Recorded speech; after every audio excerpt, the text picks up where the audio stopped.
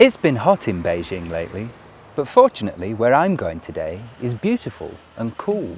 I've heard that Hebei province is home to the largest planted forest in the world. Let's have a look. As we get closer, I can feel the temperature change.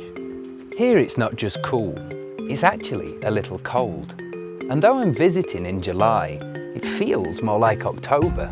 It may be a bit chilly, but the scenery is stunning. Just look at the size of this forest. Believe it or not, 55 years ago, all of this was barren desert.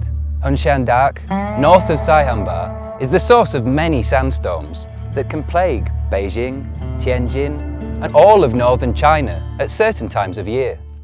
That's why scientists, in a bid to put an end to the clouds of sand, decided to plant a forest here more than half a century ago.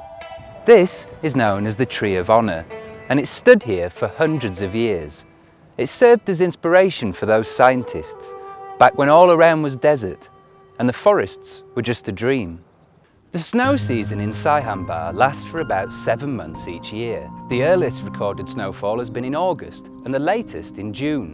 In 1962, when the first generation of tree planters came here, they faced all kinds of hardships like these as they tried to green the barren highlands and turn them into an oasis.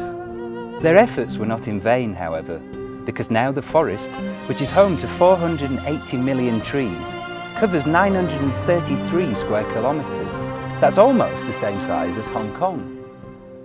Today, many of the children of that first generation of tree planters are carrying on their parents' work. They have brought in new species of trees and care for those planted by their predecessors. Lu Chong is a forest guardian. His father was among the first generation to work here. Many would find Yu's job intolerable, with the trees and mountains being his only companions much of the year. But for him, looking after the forest planted by his father is an act of faith. It gives him hope and reminds him of those who came before him. Today, with environmental protection and resource conservation as key government policies, Saihanba has become a model for China's green development.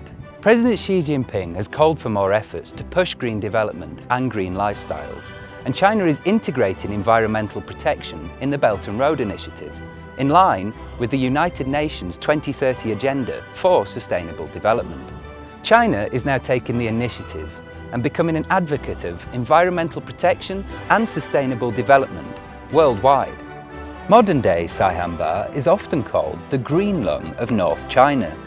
It serves a practical purpose, keeping down sand and conserving water, as well as being a tourist attraction.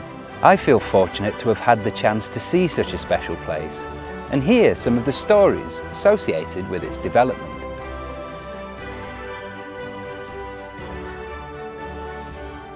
Good luck, China!